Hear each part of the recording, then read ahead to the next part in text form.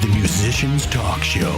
And now your hosts, Dallas Dwight and Matt Tolley.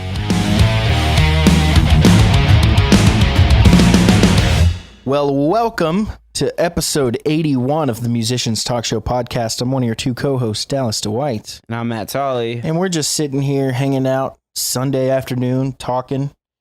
Podcast thing. Yeah, Matt has a new show coming up, which is what we were talking about. I don't know how much. I'm probably going to cut off pretty much everything before what we said. But we were talking about your new show, so let's hear about that. Give us break the news. So I've been trying to. Kyle has been the biggest one pushing this, and kudos to him for landing this for us. But we've always thought that playing with a good Metallica tribute band would really do us well as far as opening for Metallica to. Our music jives and stuff like that. We're big Metallica fans, so it'd be fun to do. But anyways, Ride the Lightning around here. I guess they're kind of an East Coast tribute band. They play all up and down the East Coast. As a killer tribute band, we've seen them a couple times, and we love those guys. We've introduced ourselves and stuff, and then they had a gig coming up at Amos's, and Kyle was on it and was like, "Hey, what do we got to do to get on that gig?" And I thought we didn't get it because we didn't hear from him for a week or something like that. And I was like, shit, man, we didn't get it. And then Kyle heard from him in the last minute last week, and we're on. That's awesome, man. So we're stoked to do it. And we're assuming we're going to probably get 30 minutes or so, or, hopefully we can stretch it a little bit. I'd be willing to bet you get 45. I'd like to get 45. That'd be excellent for us. So but if you get 30, if you get 20, hell yeah. That's fine, right. I'm Party totally on. fine. And we're going to get some people there. I mean, we've already got people excited about it because, most people who listen to our music can get down to some Metallica. Yeah, I think the LA Maybes can come out as a group. Hell yeah, dude. That's awesome to hear. That's awesome. Yeah, it's going to be fun. It's going to be a lot of fun. Go support our boys. Hell yeah. You guys and then awesome. leave when they play Seek and Destroy because I'm just not into it. Yeah, that's probably going to be last. Has anyone tried to play Seek and Destroy way faster? I feel like that'd be cool. Ooh, interesting. You know what I mean? Maybe do a cover of it, but dun dun dun dun dun dun dun. Yeah, I feel like Slayer's it. done it or something. I don't know the words, but something like that. Yeah. I want to try that. That'd be dope. All right.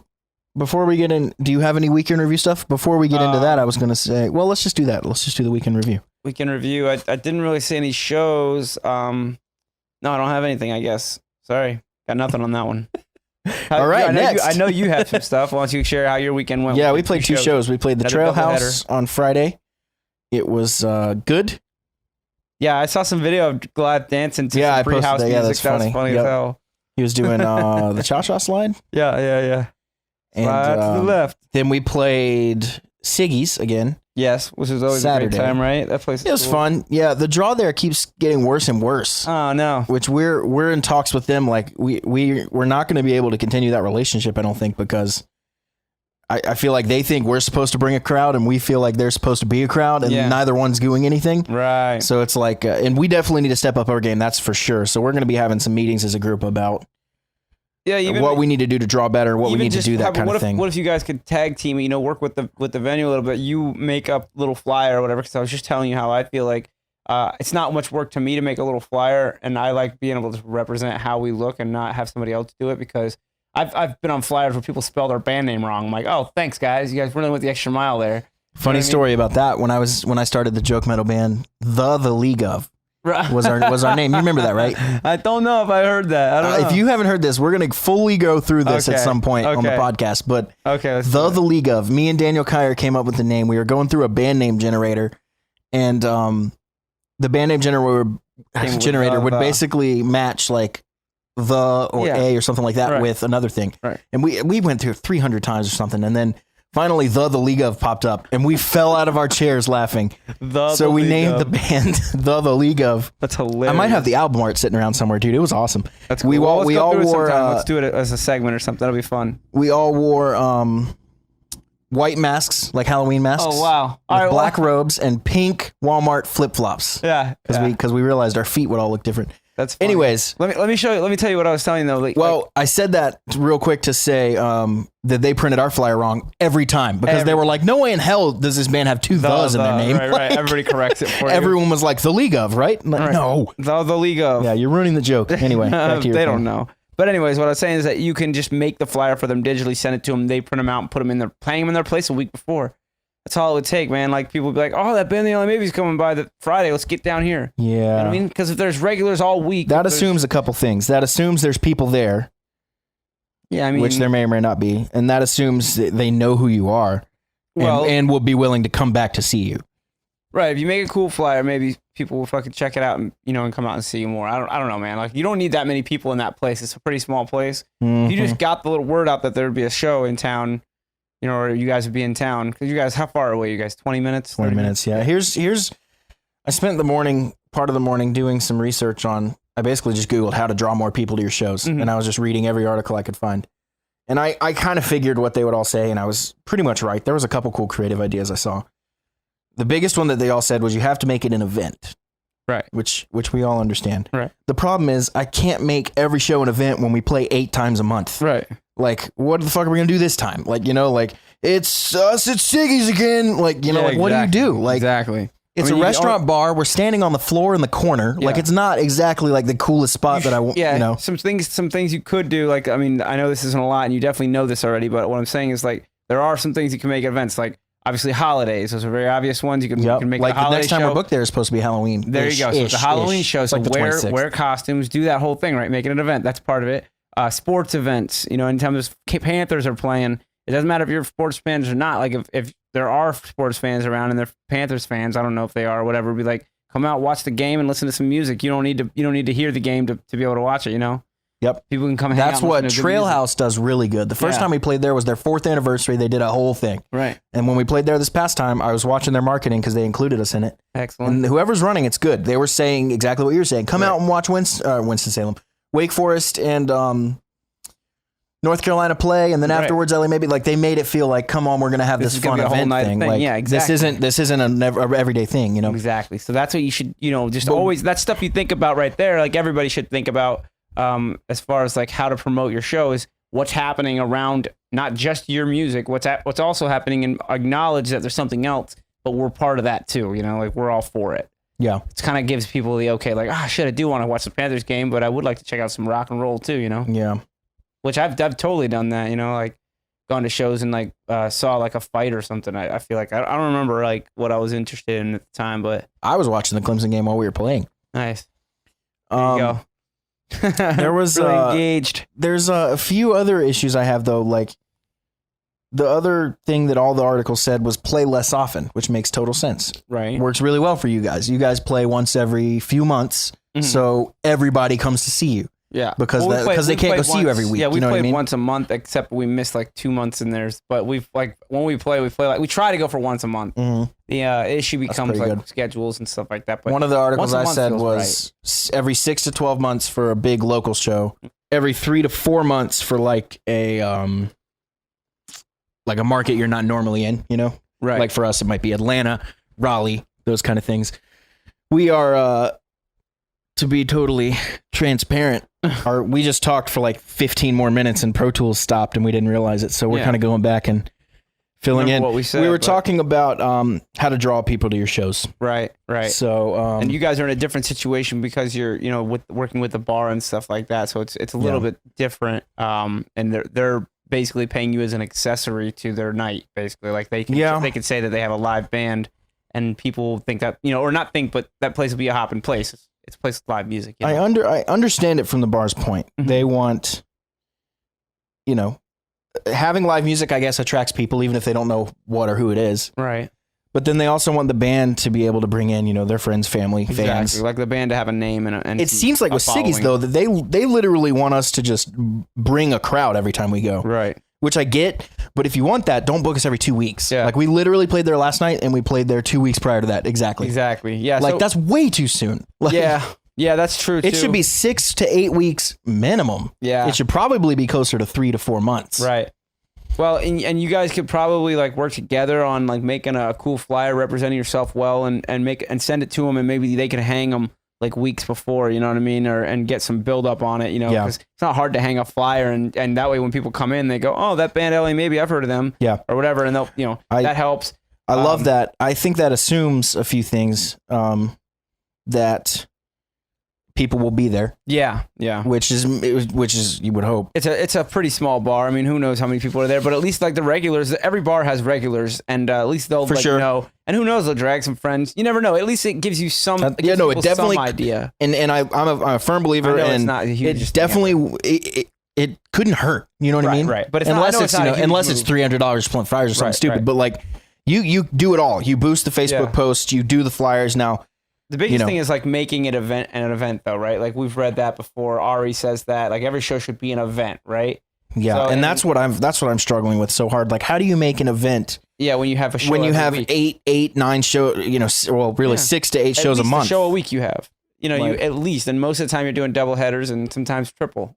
So, I don't understand what you're saying, but you got to use what's going on around you. Obviously, holidays are obvious. Like anything that's a holiday, Halloween's coming up. You guys have a gig there, right, at Siggy's? So that'll be it's like the 24th, 26th. Dress up for that one or whatever, and just do it as your Halloween show at Siggy's. Then, anything else like sports at all, like the Panthers played last weekend and stuff like that. Like use that stuff, like come out and see us, and watch the game, at the same time. Like you can listen to rock and roll and watch the Panthers and watch a football game or any kind of game at the same time because you don't really need to hear commentation. It's not necessary. Yeah, you can watch the guy carry the ball. You can watch the guy carry the ball and then watch the scoreboard. I mean, it's pretty easy. Yeah. So you said you've watched games while you're playing. I was last night. I watched a lot of the Clemson game while I was playing. Yeah. I tried to stay engaged with the playing, of course, but also found myself looking over there like, dude, we scored. Yeah, we won like 42-6 or something. Oh, crazy. Nice. The Panthers lost last week. I don't know if you saw that. Don't the Panthers always lose? They have so far this year. I am not really a Panthers fan. I don't hate the Panthers. Have you seen Mam Newton? The Mam Newton memes? I have not. Cam came out with a bonnet on his head, basically in an interview, and everybody was calling him Mam Newton. That's really funny. Why would you do like that's just a dumb move, man. I don't know. He always puts a towel over his head. He always did that. So I don't know if this is like a style thing. I'm not sure. In college, everyone called him Scam Newton. Did you remember all that? No, I don't remember. It was before he was super famous, but he got in trouble for, I really don't remember what, but breaking cheating? Some sort of NCAA. I don't remember it being cheating. I remember it being something like going in some sort of back door or doing something kind of questionable. I gotcha. And I think his family was involved, like as far as like, see, I honestly am so clueless. It's been so long since I knew the story, but everybody called him Scam Newton for so long. Don't go too crazy on him. Yeah. You killed 3 people. Oh yeah. Whoops. No, not at all. I was saying, what was I saying? I don't really remember because we got cut off and we don't even know where. Yeah, we're having to like punch back in at us. Like some of the stuff we just said, we may have said earlier. So if we did, apologies. I hope we talked for probably 10 minutes. Yeah, and I looked over at Pro Tools and it said it had stopped recording because of an error. Yeah, and I was like, So I went back over there and we listened to what the last word I said was, and then we tried to pick up from there. Yeah. So apologies if we repeated stuff. I've been seeing a couple new people join our Discord, which is super fun. Yeah, that is good, man. I mean, if anybody, I'm glad that everybody's on there and becoming hopefully acquainted with it. And if they want to reach out, they can. It's the cool thing, Yeah. I thought about maybe posting some stuff, try and get people engaged now that we have some more people. But the idea, for me and from my point of view, is not we post stuff on Instagram and in that area and space, but Discord's really kind of a communication. I had an idea. Us. You know how we were talking about moving from Patreon to our own website? Yeah. I was also thinking about maybe moving the Discord to a Facebook group. That's a good point. Because it's the same thing with a little less functionality. But here's the big upside to me. Discord comes with this whole disclaimer. You know what I mean? Where it's like, hey, you want to join our Discord? What's that? Okay, buckle up. Like, I got a lot to tell you. So you got to sign up. But everybody's on Facebook and everybody knows how that works. But Facebook's also like in a dying kind of mode, or it was at least. I think it might be maybe on a little resurgence right now, but they were kind of low. I personally hate Facebook, but I would use it for that. I wonder if they're going to make it forever or not. You know what I mean? I'm just waiting for that next MySpace to happen where it's something totally waste of time. I think Facebook is so ingrained. It's got over 1 billion users. Right. I don't think it's not going to turn off. Like we see a lot of younger people like us, but if it just not using it, but we both still have it. If it just what I mean? It's left in the dust, then it's a waste of basically like a building of a following or whatever and all that. I don't know, but I guess we could always move those fans into another fucking platform. It's not that big a deal to be like, hey, Facebook's kind of done. Let's move over to this thing. And the one good thing about Discord is when they sign up for it, they're on our email list. Yeah. Yeah, that's true. That's how it happens. I like Discord. I just think it needs some time to build. I think we give it some time. It's pretty quiet in there. It's pretty quiet. Yeah, we have several people in there, but it's just generally pretty quiet. Yeah. I do love when someone will occasionally, pipe up and say like, I had a question about blah blah blah or whatever. Yeah, that's what it's for. Or just talk about something. Yeah, in my opinion, that's why every conversation starts, is whatever you're into, whatever it's going on right now. At the moment, you're in the middle of like rebuilding your guitar, and you're like, man, I don't really know how to set this intonation. I feel like something's wrong and it's not sounding right. You're like, because if you take a guitar completely apart and put it back together, it's not going to be intonated. It's going to be a little wonky. You're going to have to do some setup work to it. And I get it. Like, maybe you just wanted to paint the body or something. I don't know. Any kind of dumb little question you can think of. Yeah. That maybe we would know. Everybody from listening to the podcast should know what we know and what we're about. You might. And if we don't know, I probably know someone who does. Exactly, that's true too. Like I can point you into the direction of the resources that I know would have the answer, or something like that. Exactly. Yep. So I don't know. That's for example, I posted a video on how to. This is such a in the weeds topic, but how to use MIDI data to control your Kemper automatically when you're synced to a click track. Yeah. And the video's been getting a ton of hits, and I am getting so many emails from it. Nice. Because I say in the video, email me if you have questions. Right. So many comments on the page and so many emails because there's not a good video on that. Right. Because I was looking for videos forever, couldn't find it, had to figure it out on my own. Yep. Had to pull information from like 5 different places.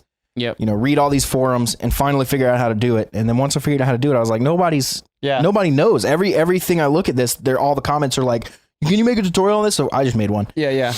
And people are digging it, but I get a lot of emails asking stuff that I don't necessarily know, but I'll go find the answer and give that to them, Do you want to know a cool MIDI feature that I found that I could do? And I had to buy like a MIDI cable for it to do it, but I can control. So Kyle has the Marshall JVM and I have the Mesa. Well, the Mesa controls channel switching, controls channel switching through 1/4-inch speaker cable, basically. Just like you plug in a channel switcher for like your Marshall, I think. Right. Yeah. So it controls them that way, but the Marshall has a MIDI controller you can plug into the back of it, and you can control the channel switching through that. And it's fully MIDI capable and everything. So what I can do is when I stomp on them, like me and Kyle get to a part, I can plug his amp into my ES8, my Boss ES8, and I have it programmed to on some settings where I can do that and control both of our channel changes at the same time. So if we both need to go to clean at the exact same time, I hit the button, we both go to clean at the exact same time. That's a good point. Unfortunately, we don't usually do that. Usually he'll hang on a heavier note, like longer as we go to clean parts. Yeah, I could see that not being... So it's not really necessary as far as... It could be really good if you were running like a dual amp rig. Right. That's what I kind of have reserved it for. I'm going to eventually But if you were doing that, you would probably have a clean amp and a dirty amp and ABM. Right. So. But you can make it be whatever you want. You can make it dirty, clean, whatever you want it to be. So, but I have different ways to do that too. I have amp switchers and stuff, so... I don't know, but it's just interesting what you can do with MIDI. They're so deep, but like you were saying, there wasn't a lot of information on it. There was Marshall's book, there was ES8 book. Through those two, I was able to make it happen, but it was very confusing. Yeah, and so it would be cool for you to because anytime I have a question, I assume everyone else has the same question. Right. Because it's usually, No, it'd be most great people, to have a video to follow along. Yeah, absolutely. It's like in school, they always tell you, if you have a question, ask it, because everybody's probably thinking the same thing. You just need to have the balls to ask. Exactly. It's like you're not an idiot for asking questions. Right. Like, you're actually the smarter one. So, yeah, I mean, not getting the answer makes you an idiot. Yeah. Yeah. We've been doing some work on the concept album. This week I got 2 new instrumentals done. So last week and I told you I would, right? Yeah, you did. I told you I would have one done by Monday, and I didn't. And then I did another one. Dude, they're heavy as shit, dude. I'm stoked. They go through some. I'm having a blast writing it, dude. I'm over the years I've collected pretty much every like fun guitar trick you can own, right? And I'm using them all on this thing, dude. That's so cool. I'm using the EBow slides. Yeah. Just use my whammy we just use the whammy bar for one note on the ESP. That's cool. I have a banjo capo, which the difference between a regular capo and a banjo capo is a banjo capo will leave your top 2 strings open. Right. So I had that. I had tuning changes. There's like 3 or 4 different tunings on one of these songs, like within the song. Sounds so epic, man. There's so much going on. I love it. I can't it's pretty wait. Cool. I can't wait till I get those lyrics in. Yeah, it's gonna be so fun to see it come together. But we're getting 60-70% there on some of these songs, and it's super fun. It's super fun. It's super creative. I get to just throw stuff against the wall and see what sticks. Yeah. So like I'm like, well, what about 5/8 here? Write a riff. Oh, well, what about 7/8? And then I'll alternate between 5/8, 7/8, and then back to 9/8 and 5/8, and then coming up with just nasty, like weird changes, like the confrontation riff in Vanquished. Yeah. It's spidery, dude. It took me a minute to figure out how to play it. Like I was kind of figuring out really slowly, and then I'd be like, okay, that's cool. The A flat in it. Is that the low A flat? Yeah. I tuned my 7-string, which is down a half step, into the drop D form, which is B to A, in my case, B flat to A flat. Jeez. So it's like being in drop D on the 7th string. Right. Just the lowest note, though. It's A flat. Crazy. So it's just like, grrr, like it's so heavy and brutal. Yeah. And added a church I'd bell sing it to for it. you, but I'm having fun with sound effects. There's thunder, rain. That's cool. The bells, like I was saying, there was It's gonna be I'm just epic. having a ton of fun being really creative with it. I want somebody to animate it, man. I want somebody when this is done to fucking go through it and just give us a dark illustration of the whole thing, like animation, illustration, whatever. That'd be awesome. That'd be really awesome. But I don't know. I don't think I'm the guy, man. I really want to learn animation, but I have not put in enough time, and I think it's going to take me a long time to learn. A lot of art involved in that, right? Definitely. I do not have the drawing side of things. Right, I can do any sort of audio or visual art with a computer usually. But, right. It's hard, man. Like I don't know, man. That's something that people just some people have it, and some people. Jordan's don't. a really good artist. Yeah. You probably see her sketches lying. There's one right there under the table. Yeah, that's a good one. I like that. She's she's good. I've seen him from other stuff too. I'm pretty sure. Crazy looking stick figure man, Paul Gilbert drew that. Right. That's cool. It's his self portrait. Nice. I love the stylized lips. Like takes up his whole face. I love it. It's just so funny. Like every cartoon kind of has its thing. You know? Yeah. Like if you look at Peter Griffin or Stan Smith from American Dad, like they don't look human, right? But they have their thing. Sometimes they don't even have 5 fingers. Like sometimes they just draw cartoons. Everyone like in Family Guy only has 4 fingers. I think, so right? Weird, right? They have 3 fingers and a thumb. Like, yeah, that's weird. But, it's really weird. But concept album updates. I mean, to continue on that. I mean, this week I'm going to try to get at least one more done. Because, like I was telling you, it comes in bursts. Yeah. So when the burst comes, like, it's getting done. Yeah. You know? That's good, man. I'm going to keep listening to them and working on. I got a couple rough tracks that I put down just to kind of see what I could do. It's going to be epic. Yeah. Dude. I'm really excited. Keep doing that. Keep writing thoughts or paragraphs or sentences or words. Like, it doesn't even... You don't have to try to like write a lyric, just write get in there and see what happens. When I have a direction, Yeah, and that way when we get in the studio, you'll be able to look back on the notebook and be like, oh, okay. Yeah, exactly. Or we can work together on that too, which is good. Yeah. So that'll be super fun. Yeah, because I like working with you when I'm doing the lyrics because you put together this, monster of a song with intent. You know what I mean? There's like things that you... Yeah, and you don't see all the markers that I see. Right. Because in Pro Tools, I see like, okay, this is the chorus. I know when the next part's coming too. Like I can be ready for it, like when I'm trying to improvise. Yep. So, yep. I can't wait. So I'll try to get another one done. If I get one more done this week, that is 5 done, which means we're halfway there. That's awesome. And then an overture is just going to be a overall of it. So that one's going to write itself at the end. Yeah, less so that's writing, the 6th but one more like kind of figure which out. means I got to get 4 more done. Yeah. And they're going to be beasts. Yeah, so far they're averaging about 4 minutes long. One of them is 5. The most recent one is 5 with all the craziness. And I'm going to go back and try to get that one closer to 7. Really? Because I want a few long ones, but that one I feel like is... So this won't make sense to you guys right now, but it will to Matt. I'm trying to write these with like, kind of a story within the instrumental. Right. I want the instrumental and the words to kind of work together. Right. I don't just want to write something random and then you just sing the story. Right. That's not as cool. No, it should all be like flowing together and coming back to points. Yeah. Yeah. It's definitely got So that this one already. starts with like a crazy industrial part, and then it goes into what I labeled the confrontation, which is just a bunch of odd meter Dream Theater heavy riffs that are impossible to play. Right. And that part's too short. Right. It ends at like 50 seconds into the song. So it's like I want that to stretch a little longer. The confrontation is too short, basically. Right. You know what I mean? Yep. I like how the 4th and 5th song go together. I'm going to make them all go into one another. I love that. That'll take some thinking, and that usually doesn't happen until they're all done. Right. But, you have to kind of have an idea. But I'm working on some of them on the front end. I kind of know, like, okay, this is how I'll take this into the next one. If an idea comes, why not?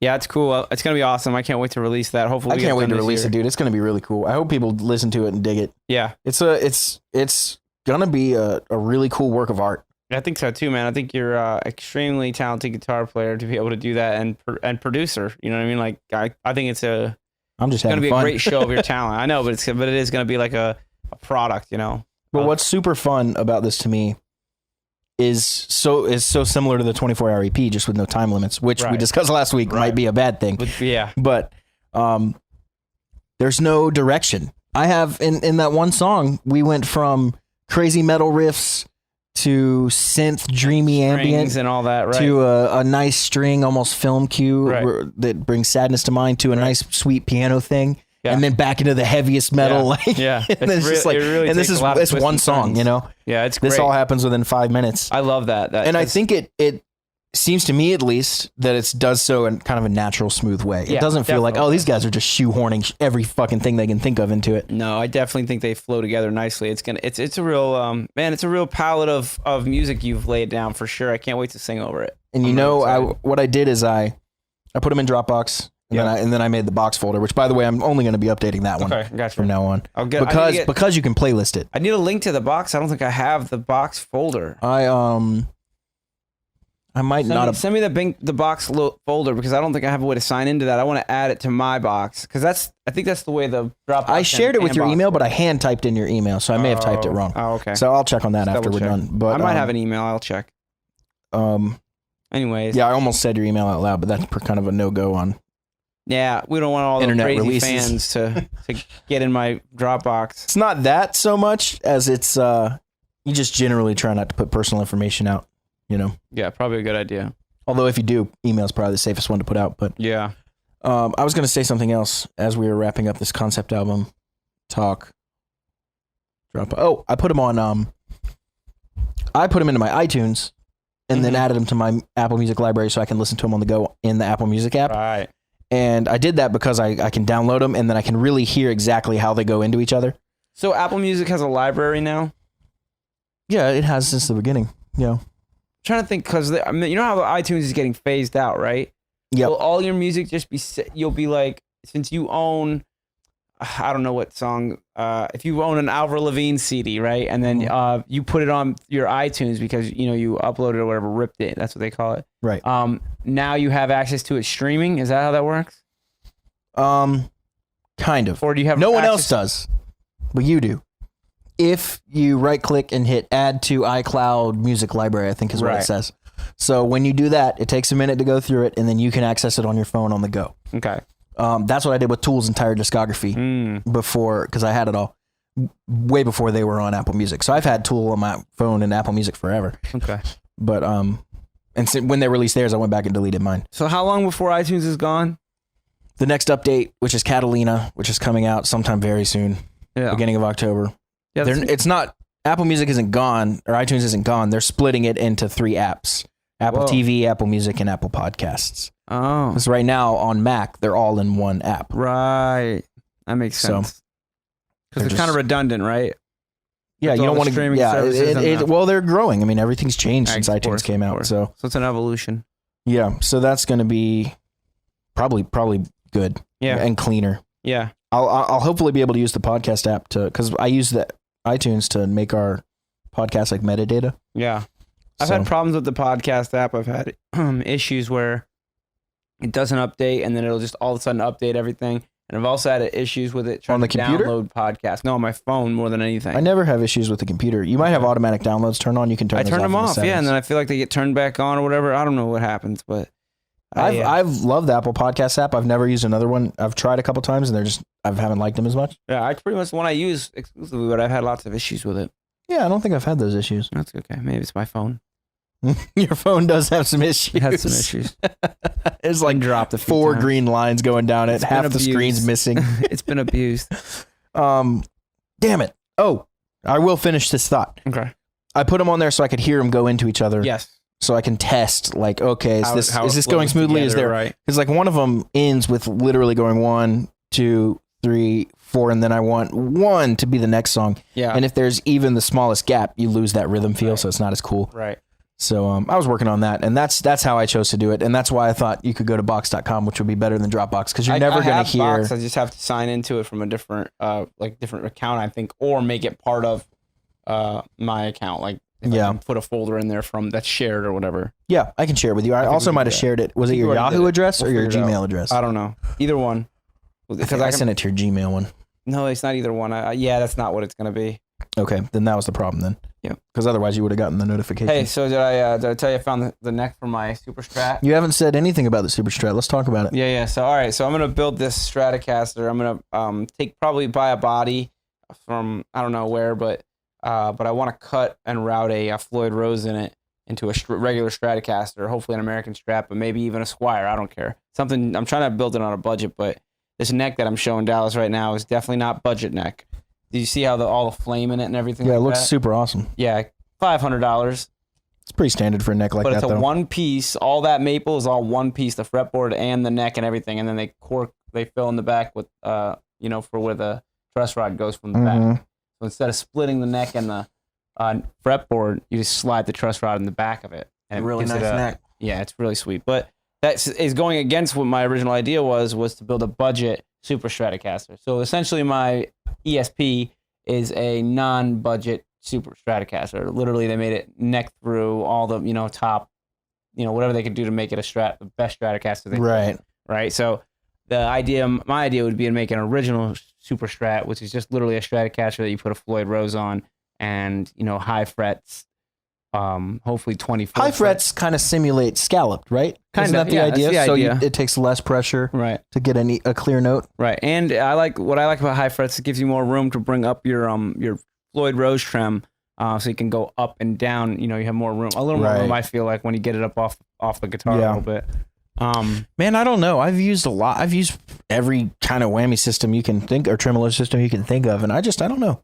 I like having one guitar with them just to pull it off the shelf and do what I did with yours today. Right. But now I'm just friends with you, so I'll just... Well, then you just borrow my guitars. Just be like, hey, Matt, I'm gonna have a couple. Bring your ESP. I usually only need it for stuff like that. I can't do that another way. Like I have to do that with a whammy pedal. You could do it, but it doesn't sound the same. It doesn't sound the same. Now sometimes you can get cooler shit. Yeah, you would not have thought of. I mean, listen to Tom Morello. He's used it all over the place. All the time. One of the best examples of the whammy bar I've ever heard is Joe Satriani's Searching. Whammy bar? Pedal, sorry. Okay. The whammy pedal by Digitech. Yeah. It's bright red. Yeah. It's super awesome. Big red pedal. I had one a long time ago. Have you ever owned one? I want one. No, I've always. The problem with them is this: as soon as you use them, the true zero, like when it's back, it should be at 0. You're perfectly in tune, right? Yeah. That's not how that works at all. Right. It's always at 15. If it can go 0 to let's say 100, so it's always at 10. So as soon as you turn it on, you go slightly sharp. You're way out of tune from everybody else. So you have to I could never figure it out. Now you can get it to be to 0, but you have to stomp on that bitch. I wonder if there's some kind of trim setting or anything, but yeah, very possible. I was young. It was one of the first effects I had, dude. Yeah, it's your pitch, so it's important, So that's interesting. Anyways, but this guitar, I have a black Stratocaster, and I really like it. I put a neck on it and made it a really sweet Stratocaster. It was a good Stratocaster to begin with, but now it's awesome. I really love it. And I want to do that again, but I want to do one with a Floyd Rose. And to put a Floyd Rose on them, depending on what kind of body it is, there's 2 different kind of bridges for Stratocasters. There's a 6-bolt pattern where they just put 6 screws in the front of the bridge plate when it screws right into the guitar, or there's a 2-pin method, which is almost like a Floyd Rose. And I think, I'm not positive on this, but I think you can hang a Floyd Rose right on those pins, or you might have to drill those holes out and put Floyd Rose pins in there, but they might be on location already. But I'm not sure on that. That's the kind of thing I want to research. But anyways, I'm going to paint this one red, and it's going to be my Super Strat. It's going to be probably Are you going to do candy apple, bright red? No, I think I'm going to do a really simple red. No, I think I'm going to do a really simple red and then really thin coat, so then it wears off really easily, and you can see the wood. So it's just kind of look, beat up and ragged. That's the idea. That'd be cool. Yeah, Super Strat. That's kind of vintage looking almost. I want to finish my... whammy bar guitar. Yeah, I got to finish that too, but I want to finish my whammy pedal story real quick. Or not story, but recommendation. Oh, okay. Listen to a song called Searching by Joe Satriani. It's like a 10-minute song, but the part I'm talking about is literally 1 minute in. Okay, right. He uses a whammy pedal. He plays a lick in 3s. So it sounds like 1, 2, 3, 1, 2, 3, 1, 2, 3, 1, 2, 3. And with his pedal, he's going 1, 2, 1, 2, 1, 2, 1, 2. Okay. So it overlaps in really cool ways. Wow. It's also way trickier than you think to play it. Yeah, you will fuck it up. It's like patting your head and rubbing the stomach, that kind of thing. It's so weird, dude, because you wanna match them. You want your foot to do 1, 2, 3, 1, 2, 3, or your hand to go 1, 2. So it's really weird to play. I guarantee it. But I'll play it for you. Remind me to play it for you when we get off. All right, it's like a quick little lick. It's not anything crazy. He's doing like a pattern, like a chorus, like something. But it's the coolest use of that pedal I've ever heard. That's cool. I never heard of that. He's not just using it like Tom Morello to go, right. Which is also cool. But he's using it in a really musical way that's totally him. Like he's an innovator. Right. That's what Satch is. Absolutely. So that was a super shred. Do you want to talk about the Gibson Ambassador thing? Sure. What were your thoughts on that? Well, I don't. Oh, we can talk about the link I sent you too of the Gibson redoing some Epiphone stuff. Yes, they're going to apparently be sprucing up their Epiphone line. Is that the idea? The headstock specifically. Okay. Have you seen that? I've not seen it. Pull up that article I send you while I talk about it. Yeah. Gibson has the very famous. I'm looking at it now. What do they call it? Open book. Right. The headstock. Right. Where the profile of the very top of the headstock looks like an open book. Right. Epiphone has had what a lot of people, me included, have considered kind of a cheesier, like blocky, unattractive version of that. Right. They've decided, I guess, they're going to start going to the open book on the Epiphones as well. But there you go. See, it's a much deeper open book. So this one on the left here? That's the old one. That's the old one? This is the new one? That's the new one. That looks like the old one. Wait a minute. This is the very old one. They had it like way back in the day. They're going back to it. They're going back to that one right there. On the right is the new one. On the left is the shitty old one. With the flowers. Yeah. With the little, and that's part of it too? Yeah. I gotta say I don't like it as much. I like that one much better. Really? I hate those little chips out of it. It looks like someone. You don't like those? Looks like you chipped the corner off of it. I like that better. That's closer to a Gibson. Mm-hmm. But the thing about Gibson is those horns on the end, the tips of them are taller than the middle of it. A little bit, yeah.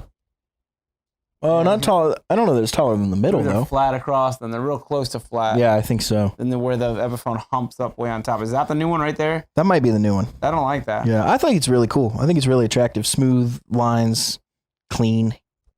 Where the old one just looked cheap to me. Mm-hmm. If you guys want to look at what we're talking about, just Google image any Gibson or Epiphone guitar and look at the headstock. Yeah, this is a Guitar World article. If you wanted to know like where to read this article too. It came up on my Google suggested. I love those. Yeah. I get so many funny ones, dude. Yeah, it says a typical modern day Epiphone Les Paul headstock left, and the company's more vintage style open book DC Pro. There you go, it's the vintage one. It's like, I think it's how they did it back in like maybe the 70s or something like that. Yeah. And I guess they're going back to it. Okay. Well, I don't know. Maybe it gives them more money. I don't know. It's not gonna make me buy an Epiphone. That's for sure. Yeah, if you can afford a Gibson, just don't buy an Epiphone. And everyone can afford a Gibson because places like American Musical Supply, right, and Zounds exist. Yeah, you can get one for, a relatively small amount a month, or if you have, and without credit too. I mean, they're exactly. And if you have a decent amount of disposable income in a month, you can get a really nice guitar for a little bit more a month. Yeah. So it's not gonna it's not like you're dropping $5,000 at once, but if you want a $5,000 Les Paul, that can be had. Yep. For someone who's not ridiculously wealthy. Exactly. Because I'm not ridiculously wealthy and I have a lot of good gear. Remember that meme when Adam Levine did the Super Bowl and he took his shirt off and he had an Epiphone tattoo, and somebody circled the Epiphone tattoo and he goes, "Oh man, if he just saved up, he probably could have bought a Gibson tattoo." I love that. I loved that, dude. And also so that funny. Is so funny. Like, what? You know what? That'd be like getting a tattoo of like Dr. Thunder. Like the soda instead of Dr. Pepper. It's like, what the fuck are you doing, dude? You got the Food Line version instead? Yeah. I love those. Whatever they are. I don't know what they all have funny names. Like Cola. One of them's just called like Cola. Yeah. Just off from like whatever the big name is. Spritz. Yep. I don't know. I'm just making shit now. It's funny though. But one of them's called like Lemon Lime. That's the Sprite one. Oh, right. Literally just called Lemon Lime. Just the flavor. Yeah. God. Anyways. Oh, that's so funny to me. Maybe they didn't like big corporations. One cool thing, I guess it kind of falls under weekend review. It happened this week. There's a Charlotte podcast, QC Confessionals, and they had posted something on Facebook. Foz sent it to me, our drummer. Yeah. About call in to this number and tell us who your favorite local Charlotte band is. And we were gonna get some friends and stuff to call in. By the time I got around to it, it was too late. I was literally in the process of typing it to our street team, And I went to go find the post and I saw it said must send by this time. And it was like the next day. Oh, no. So I was like, man, I just missed it. Because that would have been the one time. Our street team's growing. That's awesome. So it would have been the one time to really use them. And I failed. But anyway, we still had 2 people call in. I think 2 people call into them. So I listened to the little clips of the podcast. It was pretty cool. That's really cool. The guy that runs the podcast is works for Live Nation and does all the work at the Fillmore, I think, or the Underground, one of the 2. Excellent. All the production and booking, something like he's somehow one of the guys there. So cool guys to know. That's good, but it was cool to hear them. Everyone was saying bands that they already knew, but then 2 people said us, and you listen to them on the podcast. They're literally like, oh man, I have to look these guys up. Who are these guys? Right. Something I took away from this podcast is the lady Jenna on the podcast. She said, yeah, they just opened for DeCarlo at Amos's, so they sound like that. Right. That's interesting. And when she said that, I was thinking, that is interesting. Because you have to be hyper aware of who you associate yourself with, because you don't know who's going to see you as that. Right. Well, you know what I mean? You tend to fit into like a classic rock vibe. You know, modern classic rock is kind of for sure. I'm not disagreeing with it at all. And they're I don't agree. I don't necessarily agree with it, but I also don't disagree with it. Right. But it made me think about, you have to kind of think this stuff through. Yeah. You can't just be like willy-nilly doing whatever you want, like, because people are going to associate you with certain things. What does that association do to you, though? Does it drag you down? No. Does it? What does it do for your name? Like, just because they sound a little like that doesn't mean you are that band, you know? Sure, but that's not a good way to look at like you are what everyone thinks you are. You know what I mean? Yeah. Perception is reality. Next night you play with a fucking Guns N' Roses tribute band. Then you sound like that. I mean, like, I don't know. It all kind of fits together. Like, I think it. I don't know. I wouldn't be too worried about that. But someone that doesn't know you sees you open for DeCarlo and they go, they must sound like DeCarlo, you know? Without thinking. That's just how people. That's how people think. They say sound like that. In my mind, I'm thinking like that style of music. Right. Exactly. I don't mean like they sound just like that band. Well, yeah, for sure. Right. That's all I'm saying. I don't think we sound anything like Boston, but right. That's what I don't either. I think you got a little bit of a classic, like a modern classic is the way to put it. Like a more polished and the next step of like what that classic rock kind of genre was doing. You know, mm-hmm. I feel like it could be it could be a resurgence of a classic, like a modern classic rock. Well, we see it with Dirty Honey and Greta Van Fleet. Exactly, and those kind of Dirty Honey's opening for GNR. Exactly. So there you go. And GNR being and Bishop Gunn too. So the 2 bands that we consider to be like on the same path as us, but a good bit ahead of us. Right. Exactly. Are doing the thing. So like, you know. Yep. So that was pretty cool. You had a bad communication thing you wanted to talk about, right? Yeah, I got to talk about it real quick, and then I got to go, unfortunately, because I got to get to practice. I'm 5 minutes away from being like late, basically. Nice. But yes, I want to just say that like I'm booking a gig. I posted on one of those Facebook posts, basically, that guy's like looking for bands to play here in Charleston, South Carolina, and whatever. Each gig pays $100 a band. And the guy, I put our band name. I said, yeah, we're looking for shows. Hit us up with some details. You know, if you check us out, our page, whatever, check out our YouTube, blah, blah, right? And then he hits me back and he goes, you interested in playing? And I said, yeah, but I need to know some details. And he says, $100 a band, gave me the venue, and told me that there's a soft rock night and a heavy metal night. I'm like, all right, well, what's the date? You know, but my point to all this is that I shouldn't have to ask him all these details each message. When I ask you what are the details, I want all the details right then.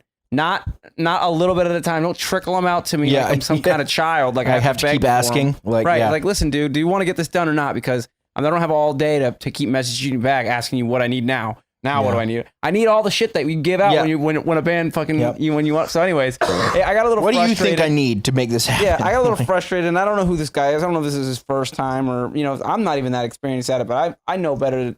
As far as like being able to communicate, just be efficient. And you showed me the texts, and of course it was written with all like. Oh yeah, mistakes, grammar mistakes, complete misspellings, typo, like all lowercase, like just shit like that. It's like, dude, it's harder to write in all lowercase on an iPhone now than it is to write in proper title case. Right. Like it automatically does it for you. It's just like it's trying to correct you all the time. So funny, dude. I know, man. So that just irks me, man. And I just want to remind everybody, like, I gotta stay cordial with this guy because if he is gonna get us some gigs or whatever, but if it doesn't go well, he's already off to a bad start because I'm like, well, communicating with the guy sucks. So. He better hope that his gig goes well or something happens well that I like about working with him because obviously the communications are off. That's so. Anyways, and I won't give out anybody's name or anything like that, but it's just one of those things too. Like I asked for it kind of by just going with somebody I've never talked to before. I hit him up and he made this post and I put our band's name on there, and now he's hit me back, but just in the worst way. So for sure, no worries though. We talk about communication on here a lot, and I think I'm going to try to have Matt Cullen on the podcast next week as well. He's a great person to talk to. Period. Just love talking to him. He's just a good dude. Yeah, and that's just who we want to explain communication and networking and relationships. Exactly. And he doesn't come from the music side of things as much as he comes from the sales business side of things. He's a good singer, man. I really love their new album. I like his stuff. Dude, yeah, it's so fun. And he's really a cool dude to follow because like he knows he wasn't that good and he busted so much more ass to get Rebellion, good. Like, is yeah, 50 Year Rebellion. Check it out. It's on Spotify. It's everywhere. Yeah, that's the album. Can't say enough about it. That's the album I produced with him. Yeah, Dallas produced it, and Matt Cullen is the singer on that. We're gonna have. Yeah, he's got a really cool voice, but he worked really, really hard to make all that happen. So that's good, man. That's what it takes. So this week's a little shorter, which is all good because we were missing 10 minutes of it. Yeah, we had to restart. Unfortunately, if we weren't missing those 10 minutes, we would be right in an hour. Probably would have been. Anyways, see you guys later. I'm going to get to band practice. All right. See you guys later. Peace.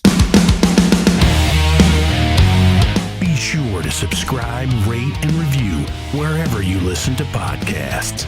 Thanks for listening, and see you next week on the Musicians Talk Show.